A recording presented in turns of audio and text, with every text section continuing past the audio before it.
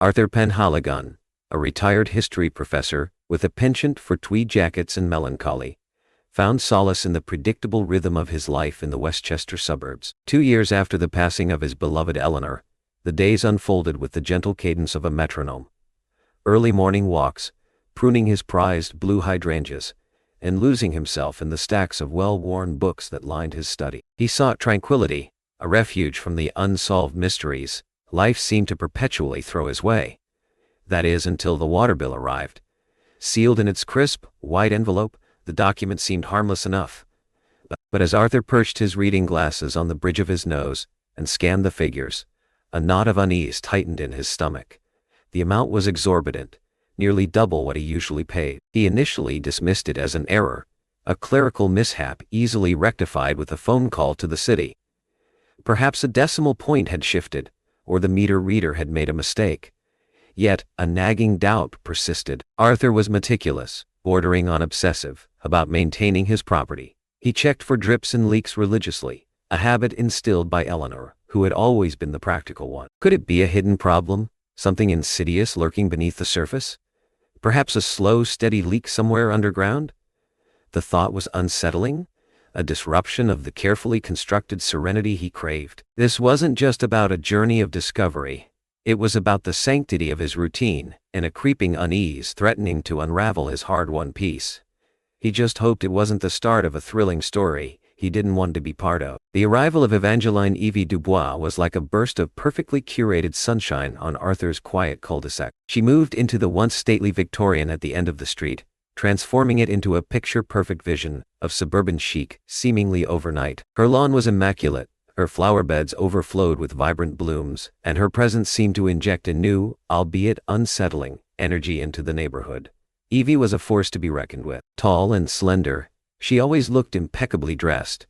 Whether she was tending to her roses in a crisp white linen dress or hosting impromptu gatherings on her sprawling patio, her smile was disarming, her voice smooth and persuasive, and she seemed to effortlessly charm everyone she encountered.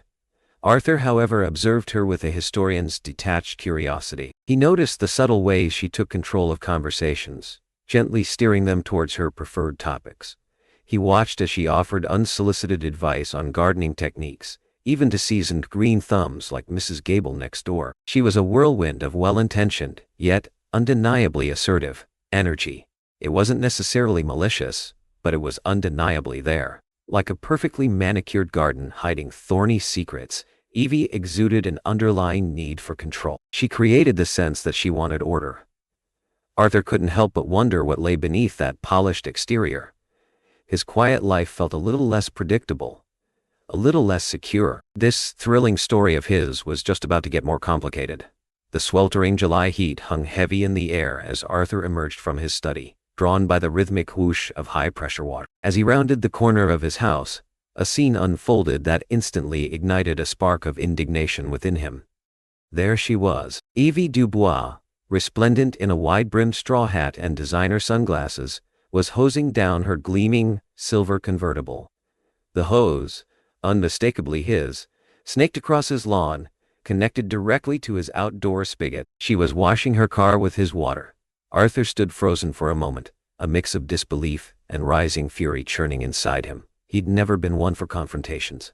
His academic life had been built on reasoned debate, not direct conflict. But the sheer audacity of Evie's actions snapped him out of his usual reticence. "Evangeline," he called out, his voice surprisingly firm.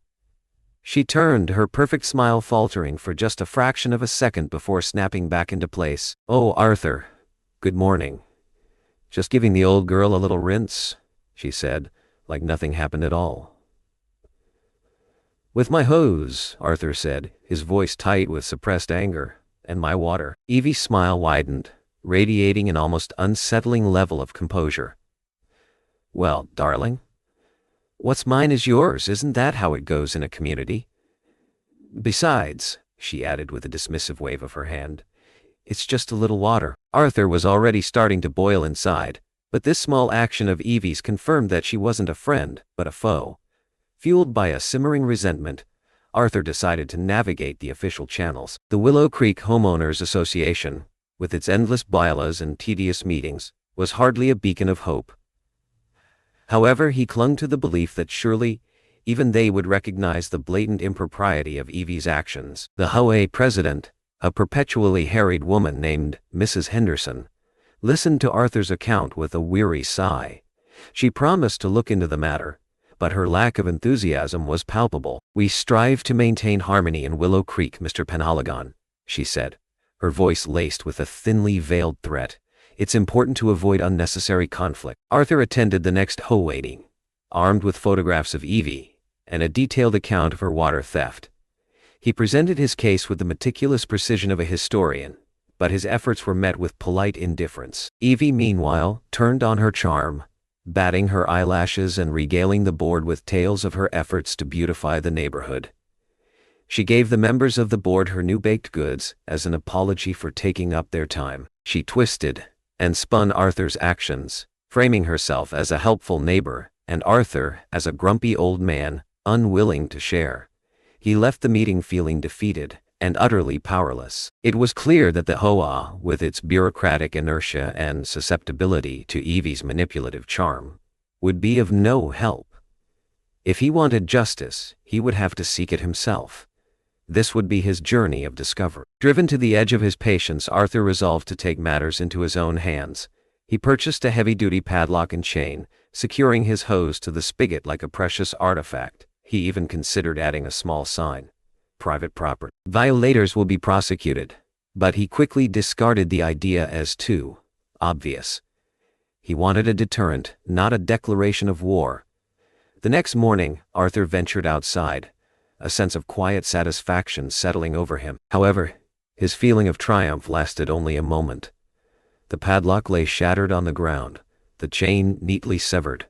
A glint of silver caught his eye. A discarded razor blade shimmered in the morning sun. Rage, cold and sharp, sliced through Arthur. It wasn't just about the water anymore. It was about defiance, about the blatant disregard for his property and his boundaries. Evie wasn't just taking his water. She was taking his dignity, his peace of mind. His initial plan had been simple, almost naive. But this was an act of war. A thrilling story has just become Arthur's daily life.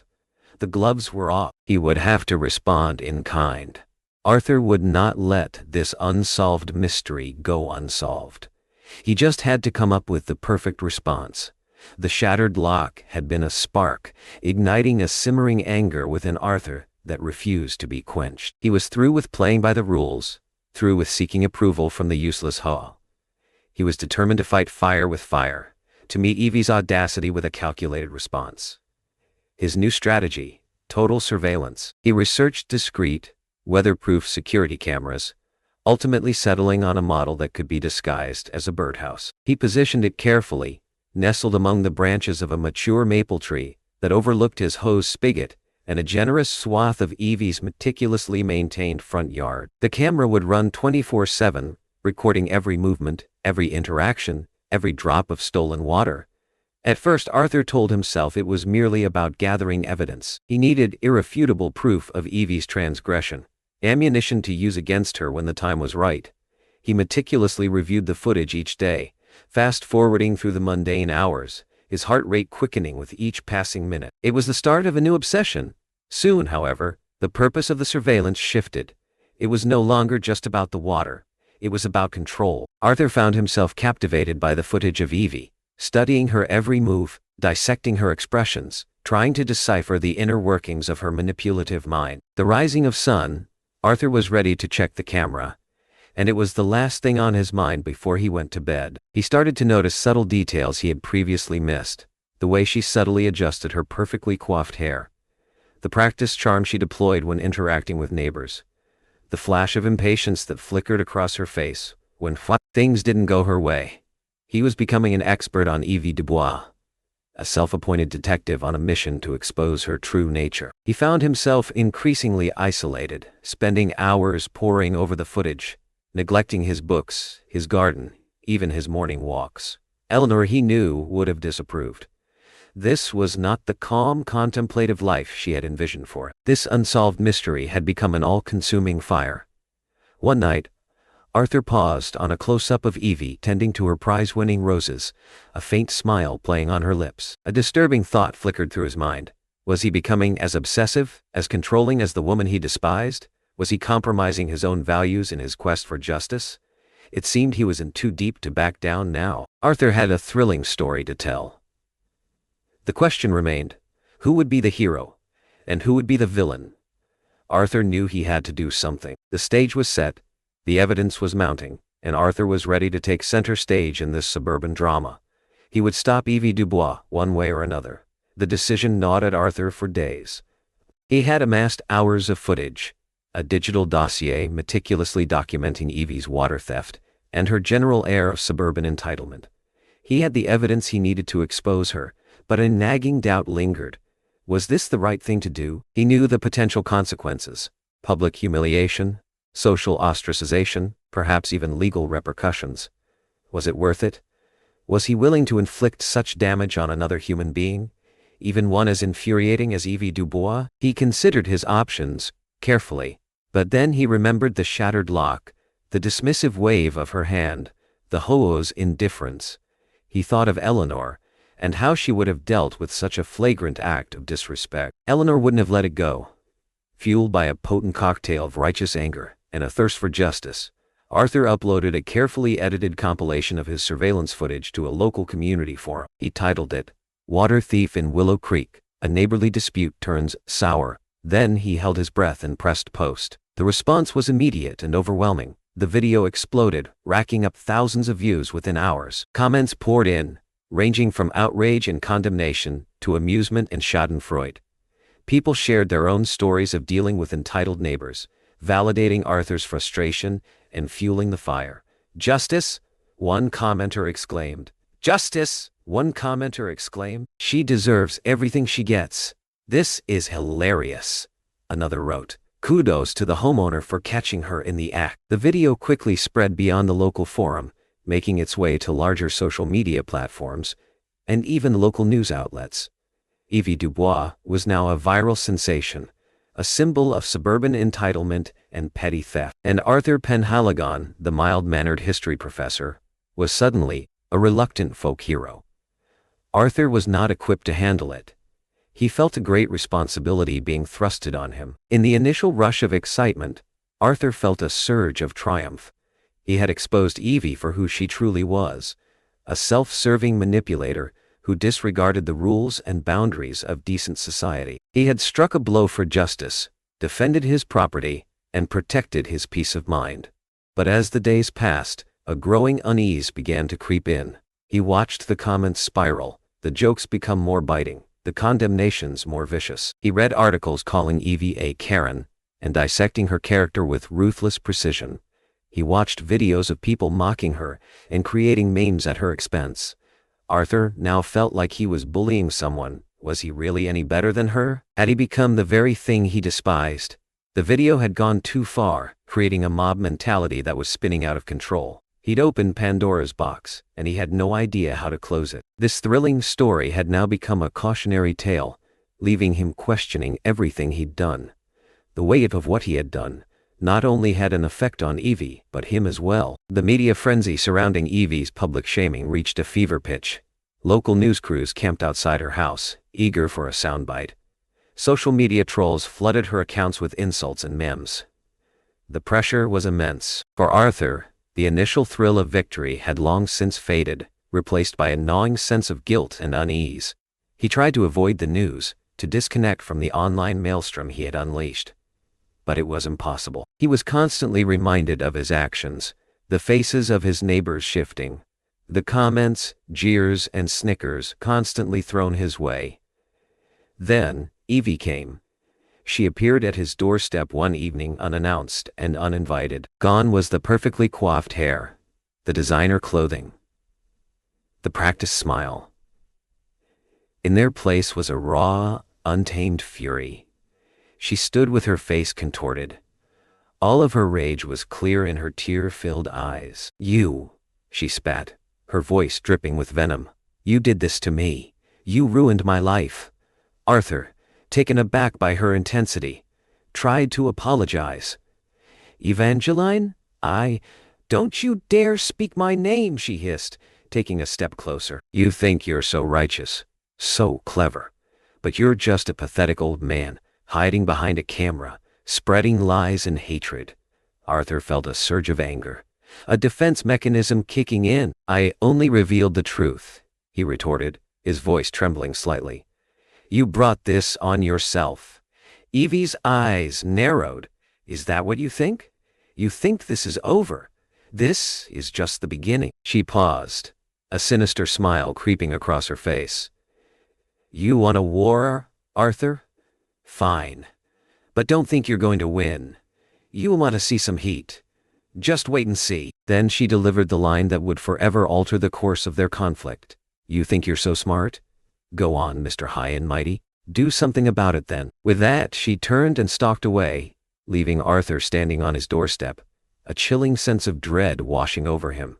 The gauntlet had been thrown, the challenge issued. The choice was his. Would he back down, retreat to the safety of his quiet life? Or would he accept her dare and plunge even deeper into this dangerous game? Evie had just made it personal, and Arthur knew that things would never be the same.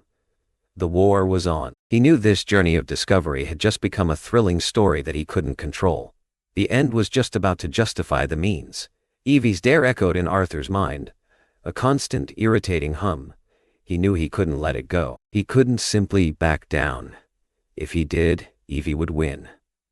She would continue to disrupt his peace, to undermine his sense of security, to mock his attempts to protect himself. He spent days pacing his study, racking his brain for a suitable response. He considered various options, ranging from the mildly annoying to the downright malicious. He toyed with the idea of subtle acts of sabotage, like placing a rogue garden gnome on her lawn, or anonymously signing her up for unwanted magazine subscriptions. But those felt too petty. He needed something more impactful, something that would truly sting. Then, inspiration struck. He remembered a gardening article had read about compost tea, a potent liquid fertilizer made from decomposing organic matter. It was completely non-toxic, even beneficial for plants. However, it possessed one unique and undeniable characteristic: an utterly repulsive odor. Arthur began to formulate his plan with the meticulous precision of a general plotting a military campaign. He researched the best methods for brewing compost tea, consulting gardening blogs and online forums. He gathered the necessary ingredients: grass clippings, fallen leaves, kitchen scraps, and a healthy dose of aged manure. He ordered a large industrial-grade mixing tank online, carefully disguised as a rainwater harvesting system to avoid raising suspicion. Under the cover of darkness, Arthur began to transform his backyard into a makeshift laboratory. He brewed the compost tea in the mixing tank, carefully monitoring the temperature and pH levels. The stench was almost unbearable, a pungent concoction of decay and fermentation that permeated the entire neighborhood. The neighbors started to talk among themselves, but Arthur made sure to act as if nothing was amiss. He then rigged his hose system. After a stop at the hardware store, he had all the pieces of his scheme. It was like clockwork. Arthur was so pleased with himself. Arthur was a retired history professor, but a new life as a secret agent was what he felt called to do. The final step involved diverting the hose connection to the compost tea tank. This required a bit of plumbing ingenuity, but Arthur, surprisingly adept at practical tasks, managed to complete the modification without incident. He ran a discreet pipe from the mixing tank to the spigot, carefully burying it beneath a layer of mulch and strategically placed foliage. The goal was to make it appear as though everything was perfectly normal, while in reality, he was preparing to unleash a torrent of putrid revenge. This would be a memorable journey of discovery.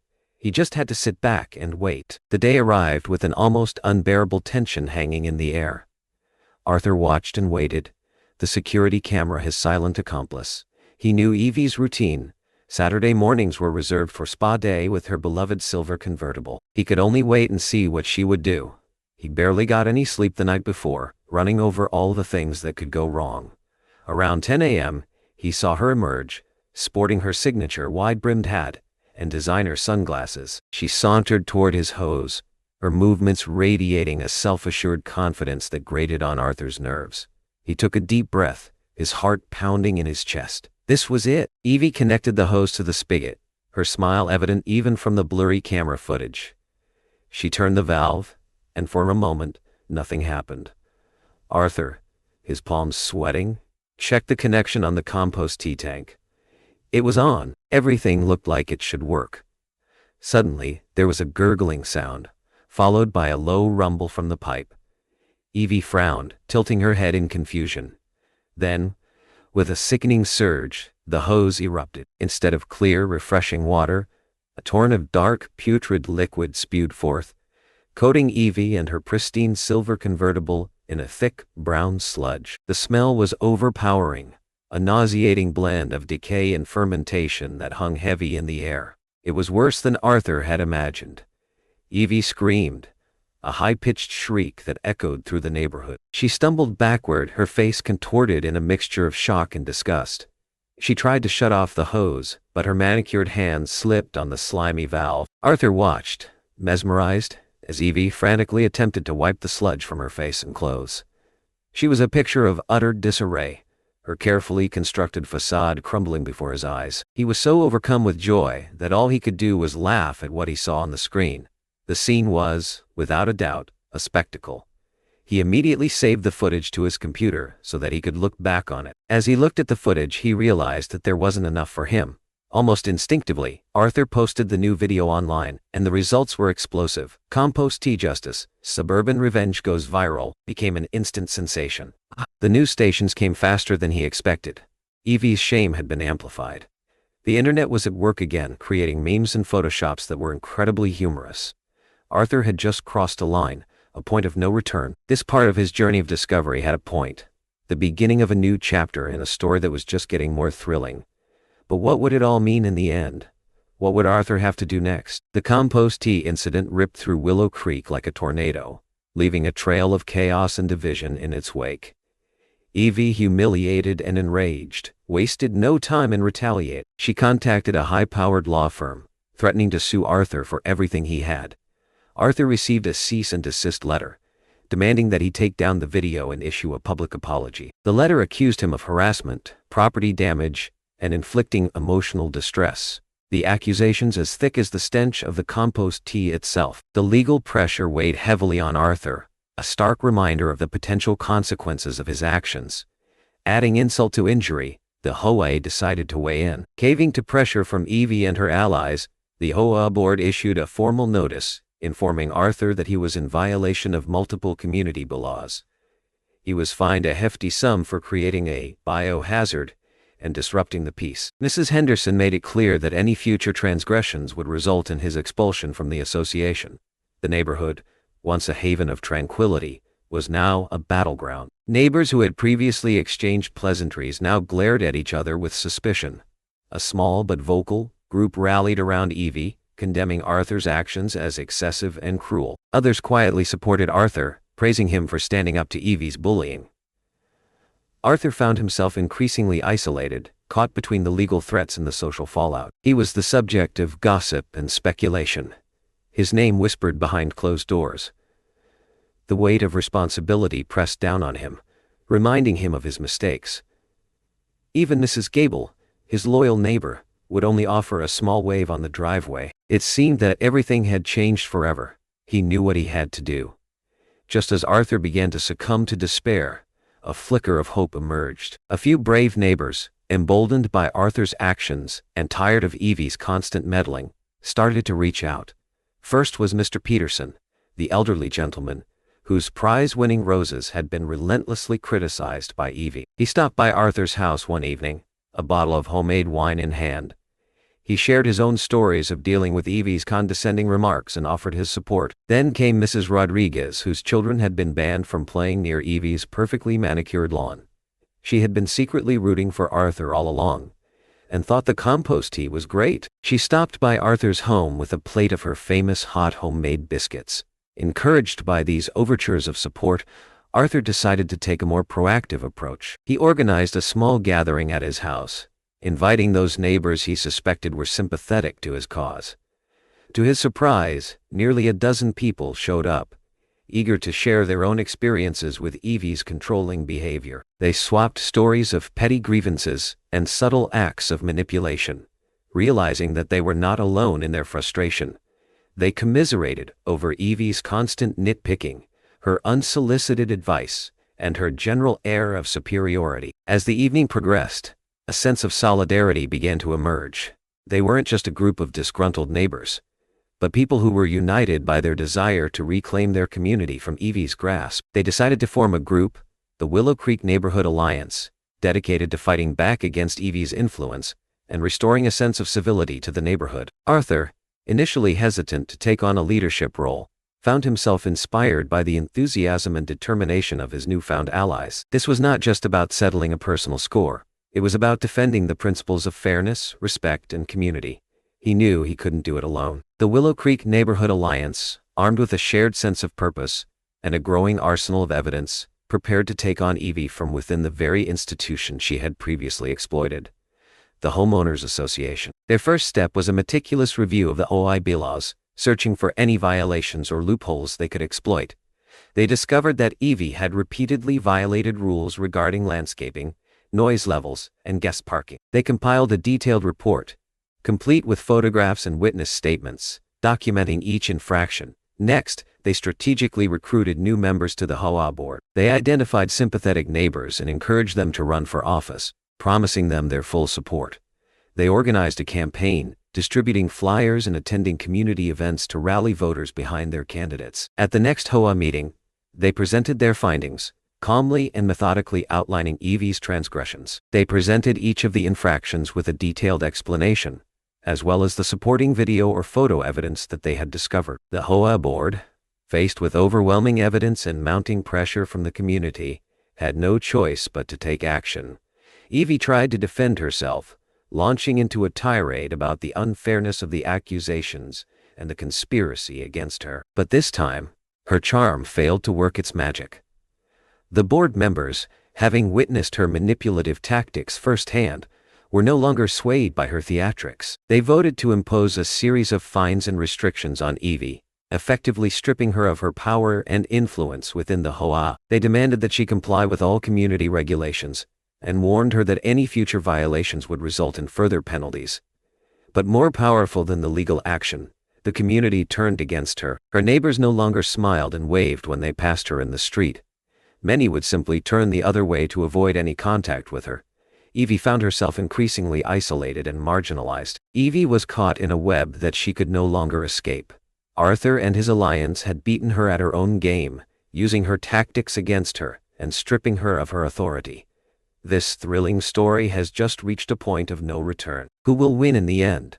Only time will tell. The pressure had become unbearable. Facing mounting fines, social isolation, and the relentless scrutiny of the Willow Creek Neighborhood Alliance, Evie Dubois finally cracked. One morning, a for sale sign appeared on her meticulously manicured lawn. Within days, a swarm of real estate agents and prospective buyers descended upon the house, eager to snag a piece of Willow Creek's coveted suburban paradise. The news of Evie's impending departure spread through the neighborhood like wildfire. A sense of cautious optimism filled the air, mingled with a lingering unease. Arthur found himself experiencing a mixture of relief and a strange sense of emptiness. The battle had been won, but at what cost? He wondered if Evie would truly leave, or if this was just another manipulative tactic. Would she vanish quietly into the night, or would she exact one final act of revenge before departing? He kept a watchful eye on her house, his security camera still recording, his senses on high alert. But as the weeks passed, it became clear that Evie was, in fact, preparing to move on. Arthur watched as movers packed up her belongings, carefully wrapping her expensive furniture and designer accessories. He saw her drive away one last time, her silver convertible disappearing down the street, leaving behind an empty house and a neighborhood forever changed. A sense of relief washed over Arthur, a feeling of lightness he hadn't experienced in months. He had won. He had defended his property, his peace of mind, and his community. However, a nagging anxiety lingered. He knew that people like Evie Dubois didn't simply disappear. They regrouped, relocated, and found new ways to exert their influence and control. What was she planning? Would she move on to some new unsuspecting community, inflicting her brand of suburban tyranny on a fresh set of victims. He couldn't shake the feeling that this wasn't truly over, that he would never fully escape the thrilling story that Evie had dragged him into. The dust had settled in Willow Creek, and a new family had moved into Evie's old house. Life seemed to be returning to normal. The HOA meeting attendance dropped drastically. Everyone had forgotten about the neighborhood alliance, and the kids were playing in the streets again. A sense of normalcy had settled again, and life moved on. However, Arthur could never fully shake the guilt he felt. A few weeks passed after Arthur saw that the neighbors had stopped visiting him at all. Mr. Peterson was as chatty as ever, but never stopped by. Mrs. Rodriguez never brought Arthur any more of those biscuits that he enjoyed so much. When Arthur passed by her in the street, she was talking with another neighbor, and never greeted Arthur. It was as if she no longer knew him. Even worse, he started getting calls from the other towns around him. "Are you the guy that posted that video?" The anonymous voices on the other end would shout. "You're setting a bad example for our children, or you need to be locked away." Sometimes the calls were simply silent, with heavy breathing. His world began to shrink again, although it was now for a different reason. Eleanor, who he had tried to make proud, would not have approved of his action. It seemed that everyone had moved on but him.